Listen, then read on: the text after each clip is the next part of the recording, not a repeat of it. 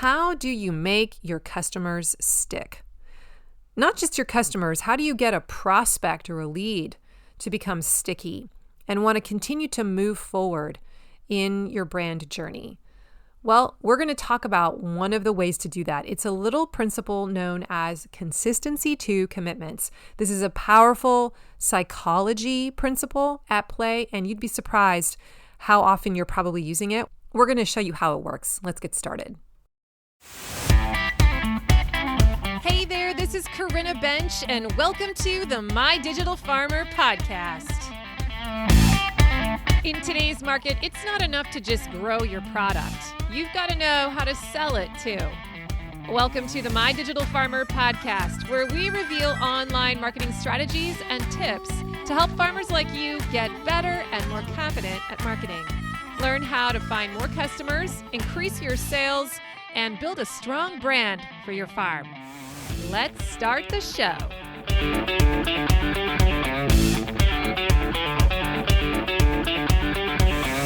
Well, welcome to episode 282 of the My Digital Farmer podcast. I am your host, Corinna Bench, one of the farmers at Shared Legacy Farms out in Elmore, Ohio. I'm also the founder of MyDigitalFarmer.com, which is all about trying to help other farmers like you get more confident in your marketing and sales strategies so that you can grow a profitable business. How's everyone doing today? Welcome back to the show. Big shout out to all of my regular listeners, my binge listeners. And if you're new to the show, I'm really glad you're here. Welcome to the community. Make sure that you subscribe to the podcast. You're going to want to do that. And then go check out some of my back issues. You can scroll through. I've got over 250 of them now. And I'm sure you can find something there that piques your interest. If you're really new to the marketing space, though, and you need kind of a 101 crash course, I recommend that you go listen to the first 10. Or even better, get onto my email list, because when you do, I'm going to send you a weekly email for like 3 months that's going to walk you through the marketing jungle and kind of get you onboarded into what you need to know. And you can do that by going to mydigitalfarmer.com/subscribe. I get really good reviews for that, so definitely take advantage of that. Today's episode is sponsored by my friends at Local Line. Switch to Local Line and grow your farm to new heights this season. Local Line is the most comprehensive sales software built for farmers and food hubs.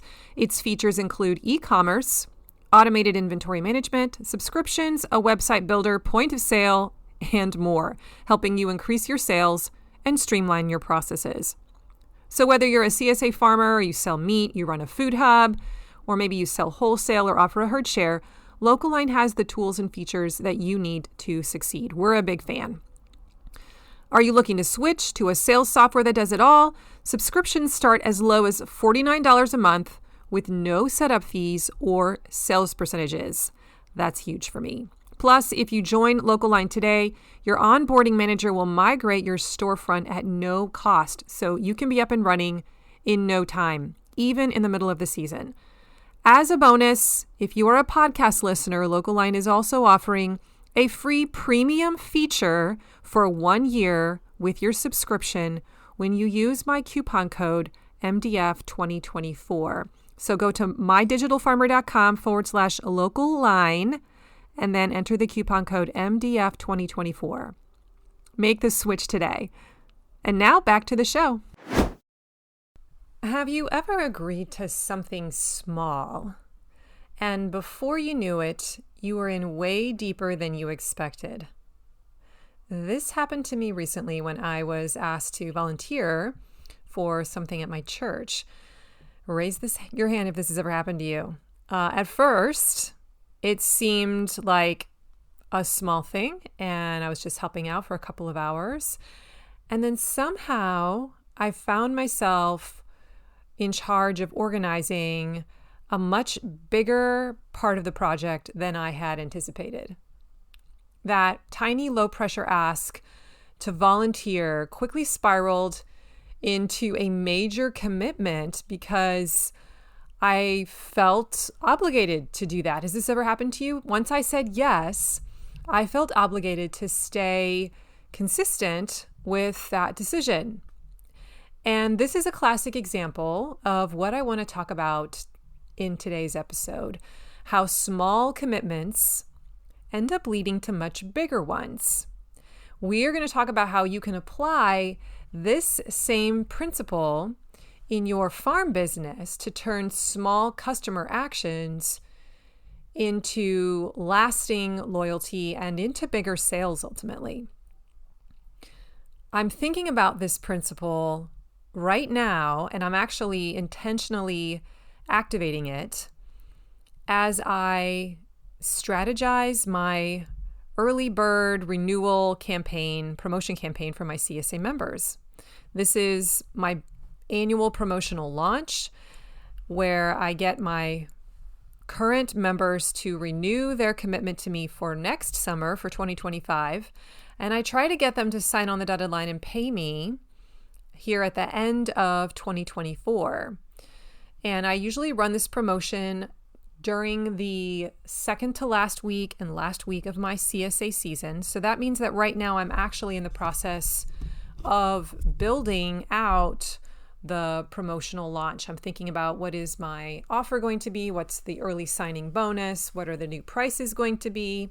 Am I even going to continue with all of my add-on share vendors? I'm kind of walking through that whole process. And this is a step-by-step launch formula that I've used for the last, 6-7 years. It works like a charm, and I have consistently gotten between 70 and 80%. There was one year that I hit 95% of my current members to sign up again and write checks for me. Yes, we still write checks here at the CSA.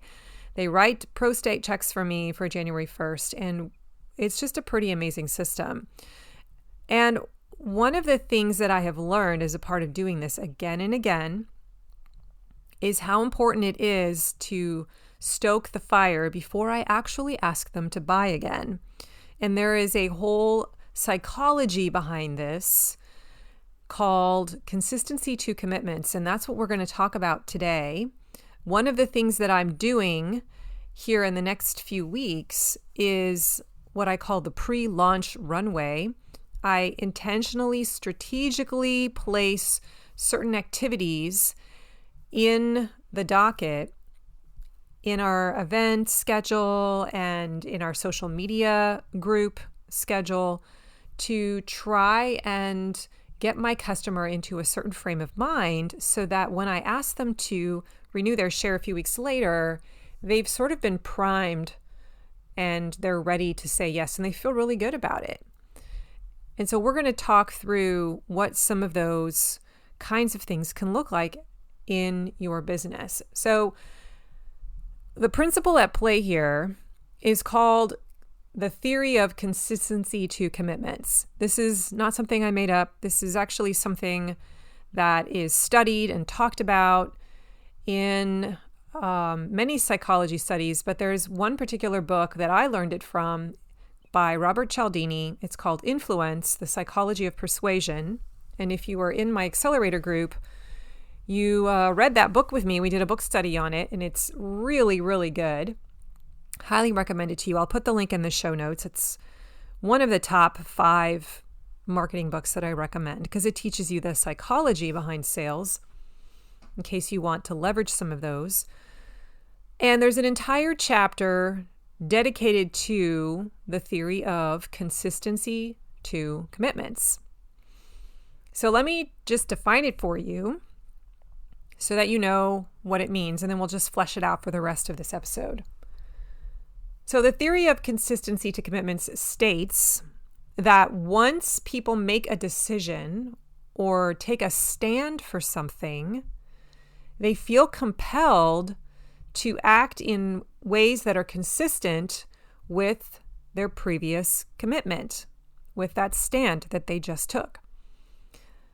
There's this drive to maintain consistency, and it stems from a desire to appear reliable to others, to avoid internal conflict, and it makes them more likely to follow through on future actions that will align with that initial choice. And you can see this in the political sphere especially strongly right now in the United States as we are going through an election cycle, and there are commitments that are made publicly to candidates or to platforms. And even when the candidate in question says something really ridiculous or something that maybe you don't agree with or outright just egregious and impossible, we still stand by them because of this principle of consistency to commitments. We don't like to backpedal from a prior commitment. If we've said something and we've said that we value something or we said that we believe something, we stand by it. And it's really hard to get people to change their mind once they've made a commitment. Now, are you connecting the dots here? Can you see the power of this psychology and how it can be used in sales? And we have to be really, really responsible about this because this is a thing that our brains just do. And you can manipulate people if you're not careful to do things that they probably shouldn't do just by leveraging this principle.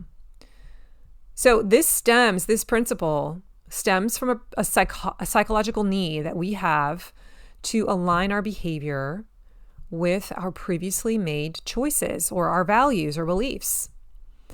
And research shows, there are studies done, laboratory studies done. I'll actually share one example with you in a minute. That once individuals commit to a decision, especially if they make it publicly, like they speak it out into the world or they write it down or they post it on social media, that counts too, they are more likely to follow through with actions that are consistent with that prior commitment. So we don't want to look unreliable, right? There's a social pressure. Other people have heard us say something. We don't want to look like we're wishy-washy. We don't want to contradict ourselves. And these studies done by Robert Cialdini and others demonstrate that even small initial commitments can lead to larger behavioral changes because people will rationalize their actions to stay in alignment with that sense of self they have. It's really interesting. So one of the most famous examples in the book written by Cialdini called Influence, I'm going to see if I can explain this, that demonstrates this principle of consistency is what's called the foot in the door experiment. And in this study, researchers approached homeowners with a small request. They had volunteers knocking on doors and they said, hey, can we place a small postcard-sized sign in your window that says something about how you support safe driving?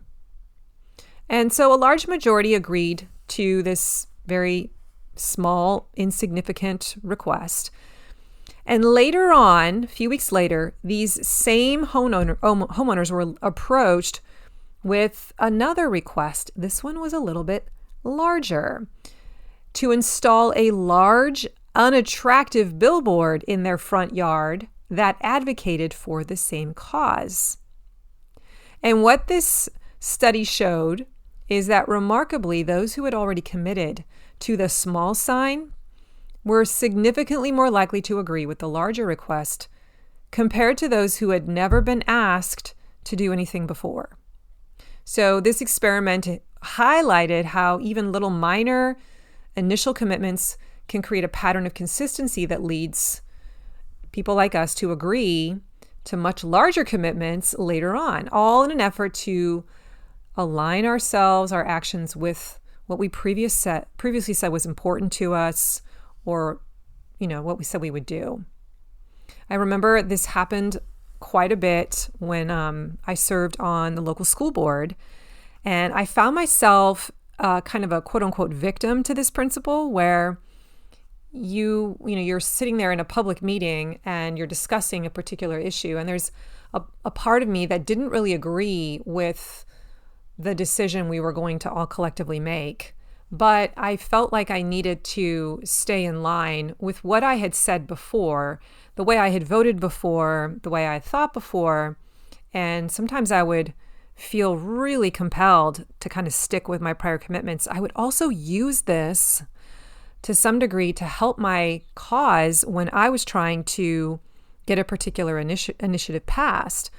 I remember I was in charge of trying to get Chromebooks for our whole district because we didn't have any technology in the classroom back in those days. And that was my big contribution while I was on the board, was kind of helping our whole district move into the digital age and trying to convince the board to support that, because that was a huge financial investment.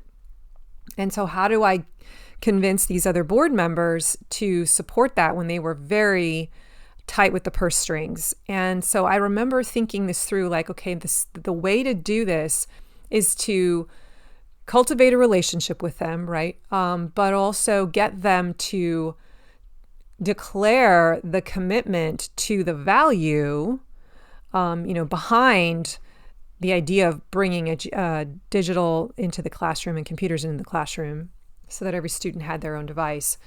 I was trying to get them to declare that publicly because I knew that would be kind of the way to ease into them eventually saying yes to this initiative. And that's took me several years, but that was sort of my strategy. So I kind of used this principle in action here to try and influence people to make a decision. So today I wanted to spend a little bit of time with what we have left here talking through how a farmer can use the psychology of consistency to commitments to kind of make your business a little bit stronger, to grow your customers' loyalty to you, and to get your customer to take the desired actions that you want. And really what this is about is we want to try to find a way to get our potential customers to make small, low-risk commitments to not just to our brand and to our business, but also to the beliefs and the values that we have as a business first. And if we can get them to state that, it's a much easier next step to ask them then to sign up for our e-newsletter, for instance, right? So I'm going to share with you just a few examples of what this can look like. You're probably doing some of them, and you don't even realize that the reason why it's working is partly because of this principle of consistency to commitments. And I'm hoping that as you listen to this episode, you are going to be seeing some opportunities for little small tweaks that you can do in your messaging prior to the time that you want to actually pitch something. But not just in your messaging, it might also be specific actions that you want your customer to take, that you coach your customer to take, because you know that in doing so, it's going to help them feel better about saying yes to a request later on. It's going to feel like it's in alignment with what you want them to do. So here's just a small example of when this is at work. When you ask somebody to sign up for your email newsletter, that is actually an example of a type of consistency to commitment. So if you can get them to say yes to that, then it is much easier for them to say yes a few months later or a few weeks later when you actually pitch them a product, because they've already said yes and shown buy-in and shown you that, yeah, I'm interested in you. And now they want to continue to stay consistent with that commitment. And they want to now take the next step and do the next thing to support you. Okay, so that really small first step that I always talk about, like, hey, you need to get people on your email list, or hey, you need to get someone to comment on your social media post or comment on a video. Like, even that could be a first initial step that allows that potential customer to show that they are in alignment with your brand. And then the next step might be, okay, now we want to try to get them onto our newsletter. And that's another micro commitment, right? Another example that I see used a lot at the farmers market is when you ask people to try a free sample. That is the consistency to commitments thing going on.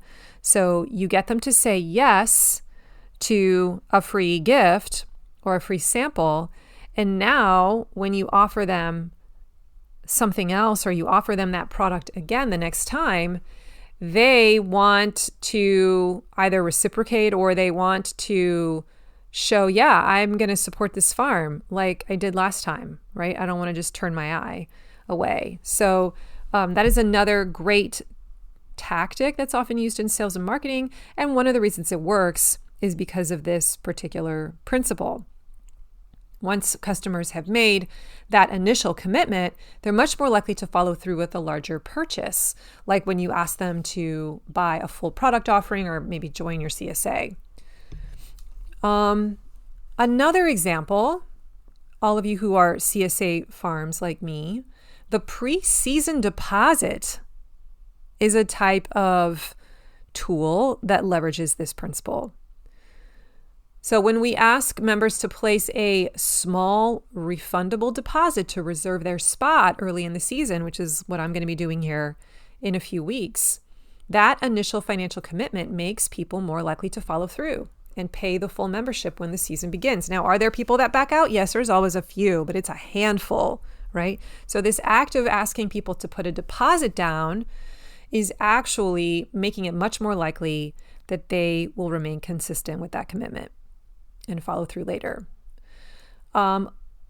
This is also why loyalty programs work. So raise your hand if you have a loyalty program in your business, or you are a part of another business, or you're a customer of a business that uses one. I'm thinking of the little cards that are in my wallet right now to my coffee shop, for instance, or I have an auto mechanic. I get a free oil change after I've done so many with them, things like that. So offering a punch card or a loyalty program for market or farm stand customers, where after a certain number of visits or purchases, they get like a discount, or maybe they get a free item, that encourages consistency. And once customers start filling out that card, they're motivated to keep shopping with that farm because they want to reach that reward. They want to stay also just consistent with I'm showing that I believe in local agriculture, so I want to keep doing this. I want to stay true to what I've stated is important. Social media challenges. This is another example. I do a lot of challenges with my CSA members. I don't do this as much as I used to on my public-facing Facebook business page. I used to do a lot of challenges out there to grow my audience. But now mostly use this for my internal audience. But a farmer could launch a social media challenge like we just did a Veggies for Breakfast challenge. You could do an herb challenge. You could do a freezer challenge where you're trying to get people to freeze as much stuff as possible from your produce and put it away for the winter. Anyway, this is where participants publicly commit to some kind of a small action. Like, I'm going to incorporate more vegetables into my meals, my breakfast meals. And this public commitment then creates accountability because there's other people in the group who have watched them make it. And then participants are more likely to continue to participate throughout the challenge, reinforcing their connection to your brand, to your farm as well.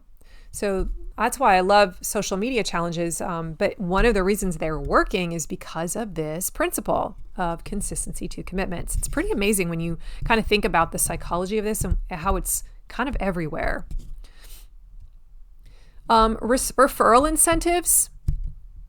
So anytime you encourage customers to refer friends in exchange for a small reward, or maybe they get a discount, that usually starts with the initial commitment of simply sharing their experience with their friend, right? And once they have made that verbal commitment and said, I really like this farm. Oh, it's so great. You should totally do it, blah, blah, blah. Now they're more likely to promote your farm consistently, and they're more likely to stay a member or continue to support you because they put their testimonial out there. And so they've got to stay true to it. They've got to continue to be a super fan like they just said they were. And they have to do the things that super fans do and be in the club to show that they belong so they can continue to hold that little title.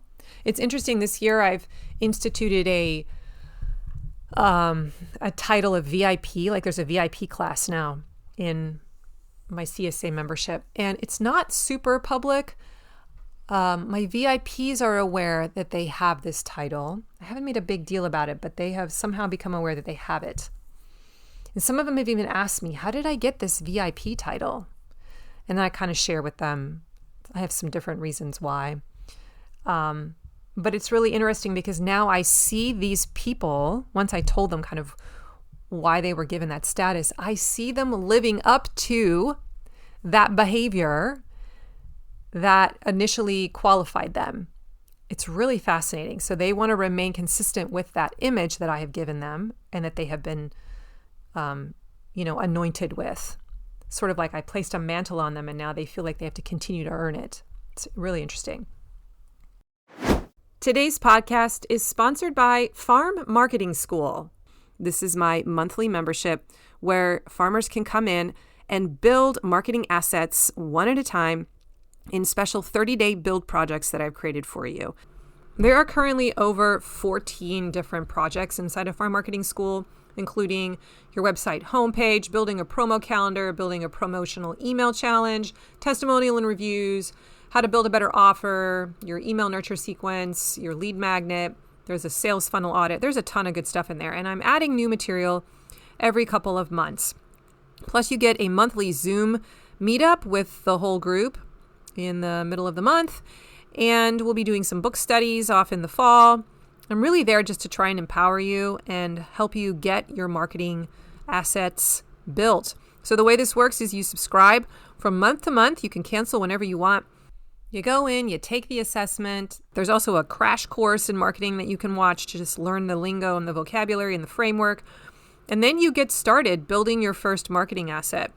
Every project includes a hour-long tutorial, a resource folder that gives you lots of templates and examples to help make the process of actually building your own version really fast, and also a project planner to help you time it out and make sure you get everything done.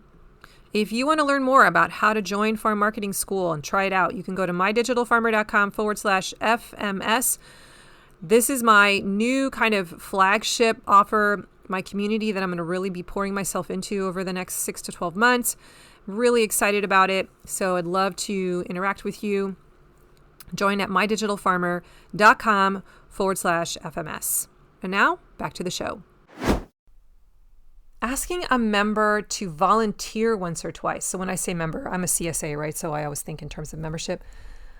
I get a ton of volunteers this way. This is why I have no trouble staffing my farm. The way that I've done it, this is a gift I think I have because when I was a youth minister, I was crazy good at building teams. And I would have people in the church who historically, the church has a hard time finding volunteers. I don't know if you know that, but that's just the case. And yet in my particular youth ministry program, I had so many people and everybody wanted to be, if they were going to volunteer, people wanted to be on my team. Not all of them, but a lot of them. It was pretty easy for me to find people. And one of the things I learned was that I would ask a person to come in and just hang out with us. I would sort of tease the idea to them and I'd be like, why don't you just come out and see what it's like? And so they often would, and they would realize just how fun it was and how rewarding it was. There were a few things that we did in our programming that were actually really spiritually powerful too. We do this thing called Sabbath time. It's like a meditation thing, a prayer, basically like a prayer stations. And that was the reason our program was growing. It was just really, really cool. And so many of the people who would come and volunteer were like, that was amazing. They would want to volunteer just so they could have that experience every week. It was pretty funny. But I kind of learned, that's the secret. I need to ask them to come out and just participate. And that was a micro commitment, right? And then it was a lot easier for them when they would say things like, that was amazing. It was a lot easier for them to say yes to the next ask, which was, well, why don't you just come out every week and you can be a mentor to one of these small groups and you get to participate in the whole thing all the time. And that seemed like an easier step for them to take, right? So I do this with my volunteers here on the farm. So I will reach out. I will personally enroll people. I will contact individuals and say, I could really use some help bagging corn for the CSA boxes on this day. Would you be willing to come out? It takes an hour and a half. And I hardly ever have someone say no. And so when they come out, they usually have a good time. And then I say, well, could you do this one more time? And they'll be like, yeah, sure. And then the next year I ask them to do it again and they do it 2 more times. And I fill out my docket, that way. Some of those people really shine, and I'll reach out to them and kind of probe and say, hey, you know what? I really see something in you. I was wondering if you'd be willing to try helping out at our site and passing out boxes, because you just have some really good people skills. And it's really fun. Our team's really fun. So they come and try that out. I see how they do. And then I just keep asking them to come and volunteer and fill in for people, right? And then all of a sudden, I'm like, at the end of the year, if I have a vacancy, I'm like, you know what? Why don't you just come back next year on the team? Would you like to be like a permanent person? And, you know, we can barter. That's how I find my people. And it's this consistency to commitments concept where I just slowly move them along by making these small yeses. Okay, so that's another place where I use it, and where you could probably use it too. That has nothing to do with sales. Okay, a couple more examples. Public affirmations in social media. Okay, this is something I do intentionally. I discovered this by accident 3 years ago during my early bird CSA launch. And this is actually what inspired the episode, because I wanted to talk about this one thing. So for those of you who are CSA farmers, if you do a pre-launch where you try to get people to renew here in the fall, I want you to do this, because this is really powerful. I actually did an entire episode, I think. I'll see if I can find it and link it in the show notes on the specific questions that I used. But it's a special 5-day daily question challenge. And I do it 2 weeks before I open the cart for renewals. So this is part of my pre-launch runway where I'm greasing the wheels. And this is where I ask every day. There's a different daily question in our Facebook group for our CSA members. There's a prize for one person at random who comments, okay? And then I always post the winner, and it's a pretty cool, it's like a $10 prize. It might be like some fancy honey or something like that. And the question is designed to get people to state their values. Okay, so here's an example of one. What was your favorite part of the CSA this past season? And people, leave all kinds of answers. And not only do I get fun data that way, but I'm actually doing it because I want them to think about their past season. I want them to reflect. I want them to make a value judgment and say to themselves, this was a great part of being a CSA member, and actually have that association and then type it out and put it out into the world. So that in a couple of weeks, when I ask them, well, don't you want to do this again? Well, they've just stated to the whole world that they love the CSA. They told very specifically what their favorite part about it was. They said it, and their farmer read it, and they know their farmer read it, right? So there is this kind of pressure to I need to make sure that I continue to support my farmer. I said that I really loved the CSA.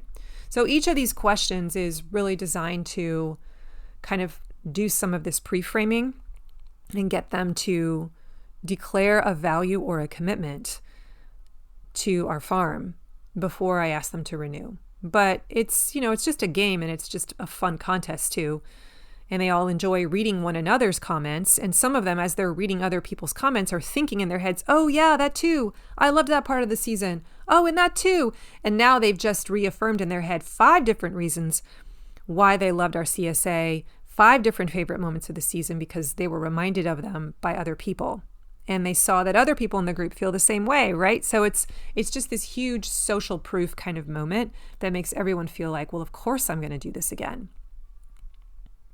So something to think about, doing a 5-day challenge. I will try to find what that episode was, and I'll link it up in the show notes, and you can go listen to it and find out what were the questions that I used, because they're all really good.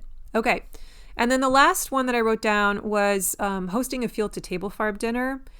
I know that many of you do this. I actually have a whole training inside of Farm Marketing School for how to put together an amazing field to table dinner, like all the details. What I want you to think about, though, is the timing of when you do this dinner. I could do it any time of year, but I have learned to time it so that it is in the weeks before I ask people to renew. It's usually the week or 2 before the renewal date opens. And this is intentional. It's a perfect example of getting your customers to make a memorable commitment, deepen their connection, their emotional connection to your farm. So you give them this really unique, immersive experience, right? You reinforce their loyalty. You create a positive memory and association with your farm. And it becomes one of the last memories, powerful memories of the season. They come off riding that high. And then 2 weeks later, you're like, do you want to do it again? Heck yeah, I want to sign up for that again. Last year was pretty cool because our field to table dinner was outside. There was glorious weather. It was in October. I think it was late September, actually. Beautiful, beautiful day. And no joke, but the satellite, the Starlink, went over our farm that night. So as it was getting dark, I did not know this was going to happen. Somebody starts pointing and is like, what is that in the sky? And we all like look up, and it's just this line of lights trailing across over the night sky, literally over our tables. And it was so magical. And I'm like, oh my gosh. And people were snapping pictures, like once in a lifetime. Like, what are the odds of that actually happening and going over my little farm, right? And I just looked over at Kurt and I was like, this is going to be the thing that they remember. And how cool is this, right? So little moments like that you just can't replicate. Those are powerful moments. So I know I can't find a way to get Starlink to go over your field to table dinner. I had no idea that was going to happen. But that just totally reinforced everyone's amazing experience. So when I ask for my members to renew a few weeks later, they're way more likely to say yes because they want to remain consistent with that positive experience, that connection they had to the farm, right? Those last two things I just mentioned are two very specific actions that I build into my marketing strategy. They're part of the pre-launch runway. And I do them because I know about this principle and I'm leveraging it on purpose. How can I create experiences before I pitch people a product? How can I create a positive feel-good experience on the farm or about the farm? How can I get my customer to state something that they value that is in alignment with what I value or is in alignment with my product mix?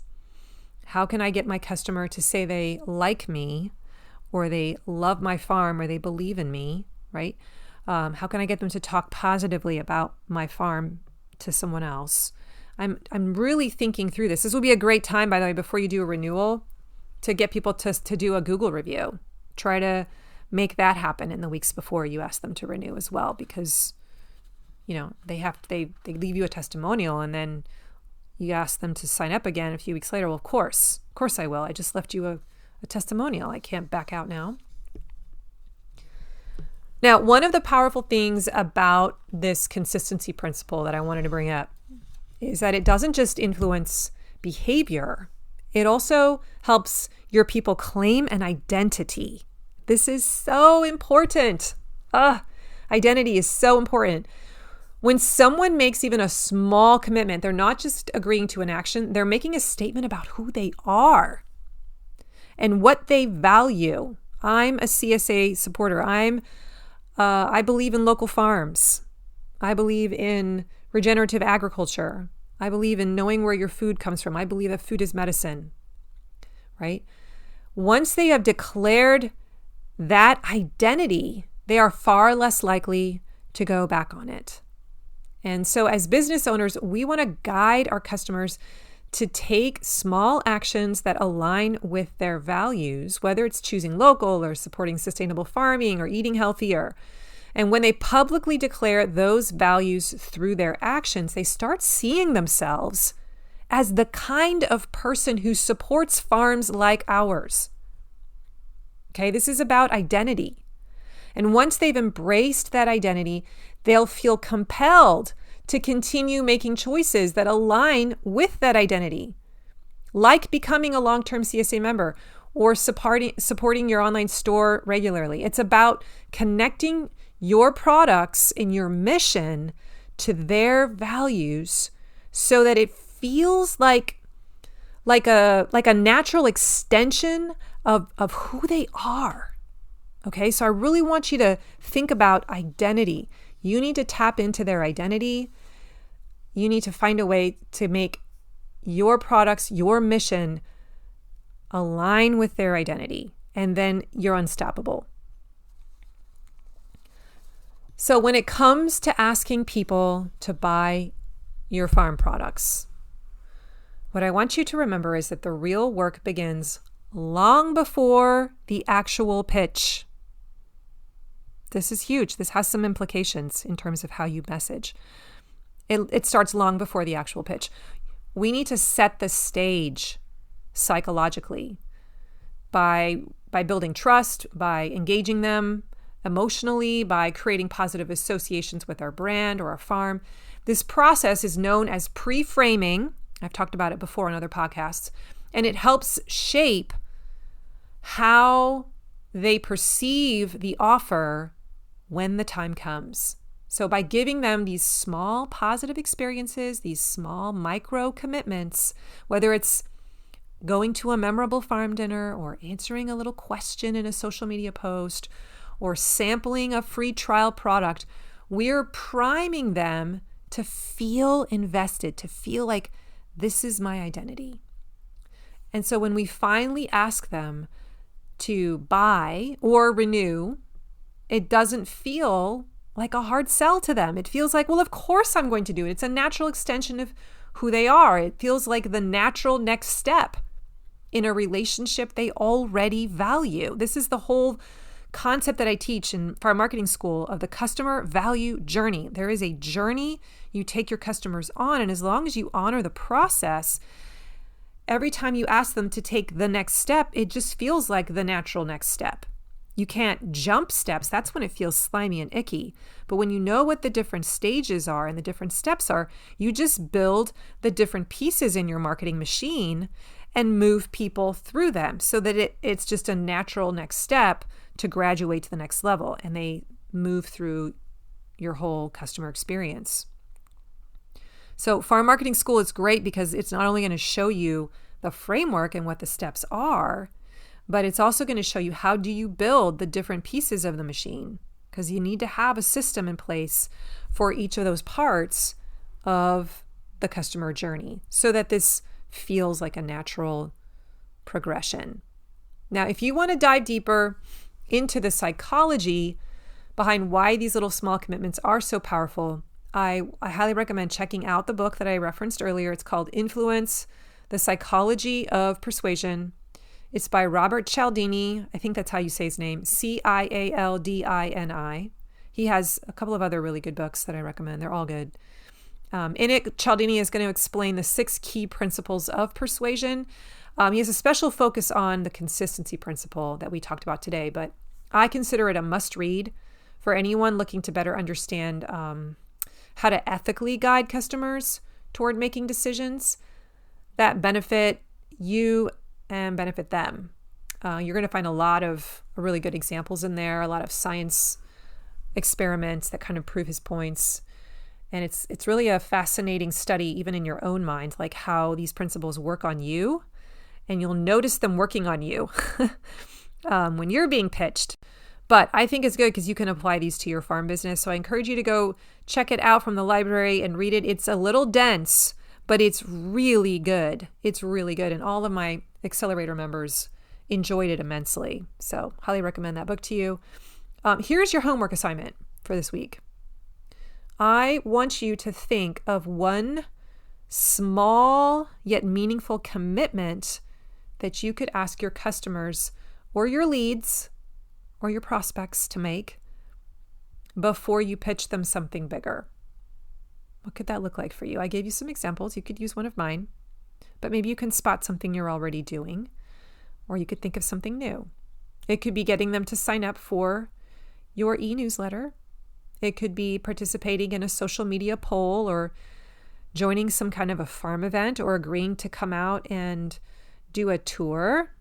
And then at the end of the tour, you pitch your product. They're much more likely to say yes because they've just invested a whole hour with you. The key is to create a moment where they say yes in a small way so that they're more likely to say yes again when it really counts. So take some time to plan it out and try it this week. See if it works. Watch how that initial commitment primes them for the future, for future engagement, and hopefully future purchases, many future purchases to come. All right. Now, I also mentioned my early bird CSA renewal campaign in this episode. I want to make sure that you know I have a mini course that teaches you exactly how to build a CSA early renewal campaign, like a really good one. It is step by step. It is solid. I give you the entire process and framework so that you can come up with a fantastic offer that includes a compelling bonus that's going to get them to want to say yes. I show you all about the pre-runway, the pre-launch runway, how important that is and what kinds of things you should be mapping out into it so that you get that in place. And we talk about the types of messaging to include in your email promotions as you try to get people to renew, how to set your deadlines. I even share with you like my social media posts that I use in my group. I share with you the emails that I use that gets sent out every single day for the launch period, so that you can just kind of see the persuasion, and you can feel free to use them, customize them for yourself. It's just a solid, really good course. Gets really good remarks from those people who take it. So if you're a CSA, a vegetable farmer who is looking for some kind of help with that, I think it's super good. If you buy it and you don't like it and you're like, this was awful, just reach out to me and I'll refund you. Okay. I think it's totally worth it. So to learn more about it, you can go to mydigitalfarmer.com/early bird. I made it because this was the thing that put me on the map. And this is what got me on the Farmer to Farmer podcast many years ago, the ability to get 80-85% of people to renew. And it was this launch method. And I have used it ever since. I literally rinse and repeat it. I change out the bonus every year, but I'm using the same email copy. I just rinse and repeat it. And it works like a charm every time. Like once you find a promotion strategy that works, don't change it. Just keep reusing it. And for the last 7 years, it has worked like gangbusters. I have no doubt it will do so again for me this year. And as I'm putting it together right now, it's just so easy because I have the plan in place. So I want to be able to give that to you. Again, mydigitalfarmer.com/early bird. It is one of the things I'm most proud of. Okay, today's show notes can be found at mydigitalfarmer.com/282. If you liked today's episode, would you please leave me a rating or a review on Apple Podcasts? Or if you would go tell a farmer about it in one of your Facebook groups that you're a part of or on a listserv, make people aware of the show. It really does help more people find out about the podcast and just get this information into the hands of more farmers. Hey, it is almost time for the off season, at least over here it is at Shared Legacy Farms, and things kind of toned down for me here.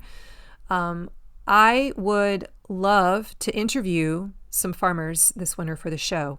So if you know somebody who would be a great guest, or if you have an innovation that you'd like to share, or maybe you just want me to talk with you about your farm business and we can kind of find the sales funnel in it and share it with the world. I always find a nugget in every interview that I have. Please reach out to me. I'd love to meet you and just get to know you through the interview, and maybe it's a match and it ends up on the show. You never know. So reach out to me at mydigitalfarmers@gmail.com.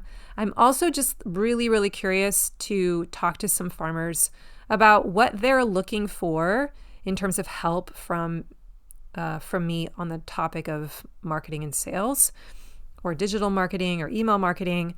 So I'm actually going to find some time this coming winter to do one-to-one calls, like 30-minute one-to-one calls with farmers. And so if you are interested in just sharing your ideas with me, or I have some questions that I would ask you in that call, I'd love to talk with you and meet you and hear your story, because it helps me figure out what I should be talking about on this show and how I can better serve farmers in the next year. So again, you could also reach out to me through email and let me know you want to have a chat with me, and we can set something up over Zoom for 30 minutes. mydigitalfarmers@gmail.com. All right. That's all I got today. Thank you so much for listening. I hope you have a fantastic week, and I will catch you next time for another episode. Don't forget, I believe in you. I believe in you. Take care. Bye-bye.